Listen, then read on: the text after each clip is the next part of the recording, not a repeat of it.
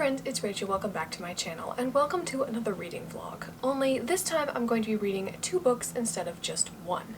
The time has finally come for me to read the Korean-inspired romances that I picked up. So for this reading vlog, I will be reading Seoulmates by Susan Lee and XOXO by Axie Oh. Now, if you've been around my channel for a while, you will probably know that I am not a fan of romance, especially contemporary romance. I find it to be unrealistic, I find it to be cringy, and just, it's not my thing. But I decided to give these 2 books a try. I came across them in one of Sarah Sutton's vlogs. I highly encourage you to check out her channel if you don't already. I very much enjoy watching her vlogs, and I came across these 2 books and I thought, well, here is a subject that kind of interests me. And so I decided to give these books a try. I'm actually more excited to read XOXO, so I will be reading it last to try to save it, and I will be reading Seoulmates first. And the reason why I'm more excited for XOXO is that it deals with K-pop. Seoulmates deals with K-dramas, and I haven't actually watched any K-dramas yet. I do intend to, but I haven't yet gotten around to it, whereas XOXO deals with K-pop, and I very much like K-pop. So we're going to be starting with Seoulmates, and I don't expect these books to take me that long because they're contemporary. They usually have a fast pace, and they're not really that long, so I'm excited to see whether I like these books or not. Okay, so I've gotten a little bit read, and I wanted to talk about some insights I had. So the premise of Seoulmates is that the main character Hannah is dumped by her American boyfriend because he thinks they have nothing in common. He's into K-dramas and K-pop and she is not. And then through a series of events, Jacob, the other main character whose point of view we also get in this book, comes to stay with Hannah and her family. They knew each other throughout childhood, and he basically broke off their friendship and hurt her, and now they're coming back into each other's lives. He and his family have been living in Korea because he's a K-drama star. So, some interesting things that I thought of while I was reading this. Hannah is a Korean American, and it's interesting to see how that affects her, the dual identities. It kind of gives a vibe that her mother immigrated to America because her mother is very much more on the Korean side of things. Hannah mentions that her mother only cooks Korean dishes, and while she does not dislike eating Korean food, it's not the only kind of food that she wants to eat.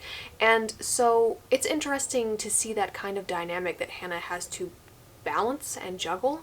She is trying to fit in with both sides of her identity, the Korean and the American side, and at the end, it doesn't exactly feel like she succeeds in fitting in with either of those things. And that seems like something it would be pretty normal for somebody who has that mixed identity to struggle with, so that was really interesting to read about as somebody who is American and not Korean at all. Another thing that was interesting was the lengths that the company that Jacob works for basically goes to maintain in and manage its stars. I knew that there were some pretty extreme rules and regulations regarding K-pop groups and idols and their behavior and things that they can and can't do and all that stuff, but I didn't know that it extended to K-drama like that. Am I surprised by this? Absolutely not. It completely makes sense, so I'm not surprised to read about it. I just wasn't aware that in that regard as well, there's this sense of image being all important, and we have to control that image at all costs. And I think that while many people who watch K-dramas enjoy them, and same thing goes for K-pop, it's kind of sad that this is the reality for the people who star in it. That it's just this extreme micromanagement of every single little thing, and I imagine that that probably gets to be really wearing after a while. That probably wears people down, and yeah, that's just interesting to read about. So I'm not that far in. I think maybe this book will take longer for me to finish than originally thought. It could quickly pick up, but so far it's feeling a little bit slow-paced. There are also some Korean terms that are used. Some of them I know, some of them I don't know, and I didn't find any definition of what those are. That's what Google is for. It would be easy enough to figure that out, but I'm not exactly sure I'm the target audience for this book, but it's okay so far. Oh my goodness, the sun is so bright. So I didn't feel like filming anymore yesterday, so let's talk a bit more about Seoulmates. Surprisingly, I don't have that much to say about this book, which is weird. Like, I usually have a lot to say, but I don't really have much to say. It's a romance. It's okay. There are parts about it that I feel are unrealistic, kind of cheesy. Definitely they don't feel quite authentic, and I guess that's just the romance element of it. I guess if you're a romance fan. It's the kind of thing that would make you feel warm and fuzzy inside and squeal a little bit, but I'm not really feeling it. It just feels a little bit over the top, you know, like the cheesy, cutesy way that the characters look at each other and fawn over each other, and it just doesn't really feel authentic to me because it doesn't seem like people would think that way or react that way. This is obviously an individual thing. Part of the problem, though, I think, is that you're trying to put into words something that is very difficult to put into words, maybe possibly can't be put into words, but I do think that there are better words that could be used to describe some romantic feelings than others, but it's definitely not the worst romance I've ever read. There's not any weird things thrown in there like there was with Reminders of Him. This is definitely better than Reminders of Him. So there's that. I'm also pleasantly surprised by how much I understand. Like, the Korean words that are thrown in there, I know what they are, I know how to pronounce them, and the ones that I don't, I'm learning a lot from this book, so that's kind of nice. I don't think I'm a fan of dual point of view romances, though. Reminders of Him was a dual point of view romance, and I wasn't a fan of it then. Obviously, it was not as well written as this, but I just don't think I like having the guy's point of view. I mean, Jacob in this book is okay. I'm not exactly sure, like I'm not sold on his point of view exactly, but I think it just would be better if it focused on the female main character's point of view, but I realize that that's harder to write because if the other character is not with them, then you don't get anything about them because you only get the main character's point of view. So the two characters have to be together in order for anything to really be shown about that other character. Whereas with this, when you have dual point of views like that, we can have scenes where the other character is not present. But they sort of kind of always are because they're always on the other person's thoughts. So I think that's all that I wanted to say about that. I'm a little over halfway through, and I'm kind of expecting for a wrench to be thrown in the mix here, for something to go wrong, some conflict to come up, probably involving the studio and company that Jacob works for, trying to interfere, because obviously they don't want this relationship to take place, and that's what I predict is going to happen, because usually it seems like in romance they get together, the two characters, they finally get together, and then something happens to where the relationship is in jeopardy and it's not going to work, yada yada yada. So that's what I'm expecting to happen. I fully intended to finish reading Seoulmates yesterday and update you guys on it, but I didn't do it. However, I did finish reading Seoulmates today, so let's talk about this book. I think this book is not that good. It's definitely not to my taste. It really went downhill after the romance part started becoming more prominent in the plot line. The characters just went all lovey-dovey mushy, and the book itself can only be described as cheesy. The characters say things that are incredibly corny and cheesy and super unrealistic, and I guess it's supposed to be swoon-worthy, but it's just so cheesy I can't get over that. And then the ending is just the worst part in my opinion, because the characters do this annoying thing. Both Jacob and Hannah are guilty of this, where they waffle back and forth one too many times for my taste. They alternate between extremes. He doesn't love me, she doesn't love me, and then they flip-flop back and forth between the two. The characters come to this very certain belief in the moment, and then the next moment that certain belief just crumbles and falls away and they doubt everything again. For example, Jacob's management team comes to San Diego and they're going to take him back to Korea early because he's not been cooperating with them. They are at the hotel. They haven't yet left. So Hannah thinks, this is my chance to tell Jacob how I really feel. She gets in her car, she's going to the hotel, she's imagining all of these unrealistic, weird scenarios that would never happen in real life, but I guess it's cool to dream about. And yet when she gets there, she sees him and his love interest in the show that he's in acting romantic together. And she's like, well, he's just acting, right? Like, he is just acting, right? Like, she knows that, and yet she doubts it. And instead of it being this moment that she had planned where she finally confesses her feelings and wins him back or whatever, she ends up slinking away because of her doubt, and she just can't shake it. And I think that that sort of waffling just goes to show that this is not in fact actually love, at least not yet, and these characters are both 18 and they don't know what they're doing. So overall, I really did not like this book, and I'm beginning to think that just because these romances happen to be about a topic that I'm very interested in doesn't mean that I'm going to like them. They're still not deep enough for my liking. It's not what I think of when I think of romance. It's not the kind of relationship that's going to be long-lasting and meaningful, in my opinion, at least not at this point, and yet this is all we're shown of it, and the book tries to convince you that that's enough, and that's as far as it goes. I'm not sure, but it just doesn't work for me. So then I started reading XOXO. I've jumped into it immediately. I'm already over 100 pages in, and the pacing in this is obviously much better. It doesn't feel like I've read 100 pages, and I think it will be read much quicker for me than Seoulmates was. I've also heard it said that Seoulmates is basically a budget knockoff version of XOXO, and I can kind of see that already 100 pages in. XOXO is better, and that may also be why it feels like it's so much faster. I'm enjoying it a lot more. Of course, I kind of figured that I would, and that's why I saved it for last, because it deals with K-pop, whereas Seoulmates was K-dramas, and I'm very much more interested in the K-pop side of things. But I think the problem with this book for me is that the characters are still teenagers. They're in high school together. And first of all, this whole contrived situation feels just that. It feels contrived, it doesn't feel realistic, it doesn't feel organic, and obviously it isn't because it's part of a plot in a romance book. The whole point of a romance book is for the two main characters to get together, and so various things have to happen in order to get there, and sometimes those things just aren't that realistic. So it's feeling contrived, not as contrived or cheesy as Seoulmates, but it still feels contrived. And then with both of the characters being so young, it's just kind of corny and unrealistic for me. Like, I would have preferred characters who are a bit older. Obviously, this book being YA, I suppose they're not for that reason, but I'm not sure why I thought that they would be older. I'm not sure why that's what I was expecting, but I kind of was. Maybe it's just that my personal bias and my favorite K-pop group are older and they've been around a lot longer, and I'm just more interested in that than this teenage angst, because I don't know.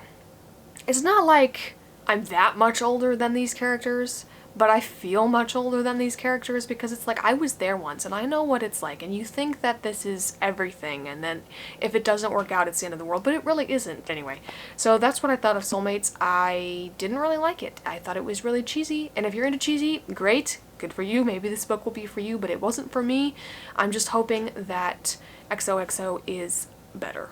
So, I am now almost to page 200 in XOXO already, and I realized that I didn't tell you guys what this book was about, so let's fix that. This book follows a main character named Jenny, who is a cello student, and she lives in LA with her mom.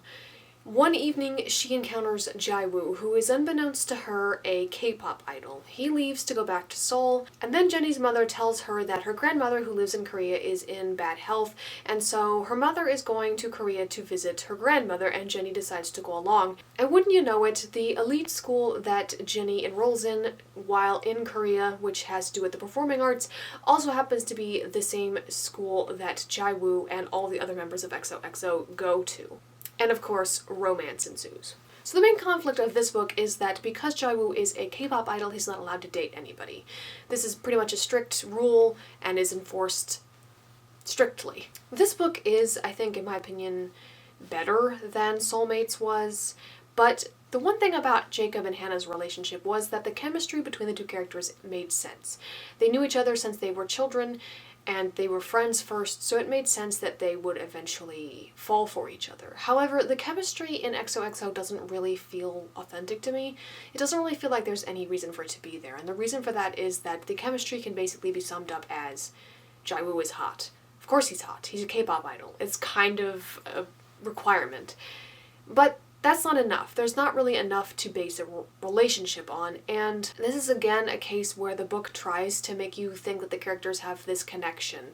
There's this spark between the two that's undeniable, and it just doesn't really work that way. Ultimately, when you get right down to it, the characters don't know each other, so the idea that they can't stop thinking about each other is a little unrealistic. At least with Hannah and Jacob, even though I didn't ultimately like that book, it made sense because they were friends first. We got to see their friendship, and you have to get to know a person before you can decide whether or not you might love them, and that's just not happening here. And I just got to the first kiss scene, and it just feels false to me. It doesn't feel like this would be the way that it would happen in real life. I don't know, but that's just how it feels. And I think part of the problem is that because the romance is the whole part of a romance book, you have to have the romance part of the book come into play sooner than it otherwise might in other genres. Like, romance plays a role in lots of other different genres. I have romantic elements to most of the books that I write myself, but it doesn't have to come into being so quickly because I guess there's this pressure with a romance book. That's the whole point. That's what you expect. That's what the readers come for. So you have to make sure you have it in there sometimes more quickly than would make sense in real life. But in real life, these things are complicated. They take time and they need to be deeper than I feel they're usually portrayed in books. I can think of some couples in books that I've read that we've followed for many, many books. Now granted, that does give you an advantage, but even so, these books are not romances, and I felt this romance, this relationship between the characters was more authentic than the ones that I see in most romance books. I'm not going to go out so far as to say that I don't think romance is for me at all and that I just don't like it, because I have read at least one romance book that I was quite surprised by how much that I liked it. I think it can be done well, just like anything else can probably be done well, but most of it probably isn't. And even though I like things like historical fiction and fantasy for certain, there are a lot of mediocre books written in those genres as well, and you're going to come across those even if you do genuinely like the genre, because I think a lot of books that are written are just mediocre or just okay, and that's why I don't like that many of them. I don't love that many of them, and not many get put on my shelf, which is the highest recommendation I can give a book, that I would read it again. Not many books are like that, and you know, I'm not saying that that's a bad thing. I think we appreciate a great book when we find it all the more because they are rare things, but finding a good romance may be more of a rare thing than other genres. But it is better, I think, than Seoulmates was, and it's quick-paced, so it's got that going for it, but it does feel a little like skimming along the surface, and you're not really getting into deep territory here. It's just shallow. It doesn't have the cheese factor that Seoulmates has, though, which is a good thing. We'll see if it continues that or not, but the cheese factor, thankfully, is not there. Well, it's official. It's done. I have finished reading XOXO. So let's wrap up my final thoughts about this book and then this experiment as a whole. Unsurprisingly, I didn't really like it. I liked it better than Seoulmates. I thought, again, it lacked some of the cheese factor and it didn't have as much of a suspension of disbelief as Seoulmates required, but it still had a little bit too much suspension of disbelief. What I don't understand is, why does Jae-woo pick Jenny? Why does he like her? We don't really know that. We know why she likes him. It's because he's hot, but we don't really know why he'd pick her out of everybody else, and they don't have enough chemistry to make this relationship believable for me. Now, if he had picked Jenny because she didn't realize who he was when they first met, she didn't fawn over him because of his fame like most people do, then I think you could have had a really interesting dynamic here, but that was never fully explored. And ironically, even though I said that I didn't really enjoy the male POV in romances like we had in Seoulmates, I think XOXO would have benefited from it, because then we would have known what Jae-woo was thinking about Jenny. Instead, all we know is what Jenny thinks about him. I'm also not a huge fan of the fact that Jenny basically, if not abandons, then neglects her previous interests and the things that she should be focusing on to pursue Jae-woo, when her friend Sori rightly points out that this is a man who was never going to be able to put you first because he is, in fact, a K-pop idol. And I was honestly thinking at the end of the book that it was just going to end without a happy ending, because the two of them can't possibly ever be together, but of course this is a romance and we can't have that happen, and they do end up together, although it's not exactly clear how this relationship is going to work moving forward or how the characters can even make it work. One of my biggest complaints about this book, though, was the lack of description of what anything looks like. In fact, we get more description about what the male characters, Jae-woo specifically, is wearing in any given scene than anything else. I don't know what anything looks like. And that's just disappointing. It makes it difficult to picture anything, and it makes it feel very shallow, like I can't really get invested into this story, because everything is just skimming along at the surface level, and then while I appreciate the short chapters because it helps the book feel like it has a faster pace and it's going along quickly, it also felt like whiplash as we're yanked from one scene to the next, and there's really not a lot of transition involved. The characters are pretty flat, I think. There's not a lot to any of them. Jaiwoo specifically, it's literally just that he's a K-pop idol and it's important because he uses this job to provide for his family. That's really it. We don't really know anything more about him, and I just don't think that it makes for a convincing relationship. All in all, though, I'm not surprised that I didn't like these books, but I am a little disappointed. I thought I was setting myself up, giving myself the best chance to like these books because they are about something that I find interesting and enjoy, this being K-pop or Korean culture in general. But even with that, that wasn't enough to make a good enough story for me to like it and enjoy it, and I think it just goes to show that that's not enough. If the romance is poorly written, it's just not enough, and I don't think that romance is for me. I think it can be, but again, finding a good romance is like finding a good anything. It's not easy, and it's pretty rare, I think. So it's just not for me. Even having a book about something that I like doesn't guarantee that I'm going to like it. But it was an interesting experiment all in all, I suppose. It was a different experience to read something that is so far out of what I usually read. And I did learn more about certain Korean terms that I didn't know before, and I was pleasantly surprised by what I already did know. So that was a useful thing that came about as a result of this experiment, if nothing else. But I think that it is safe to say romance is not my cup of tea. So that is it for this video. If you enjoyed, feel free to leave a like, comment, and subscribe so you don't miss out on any future content. I appreciate each and every one of you, and I will see you in the next video. Bye!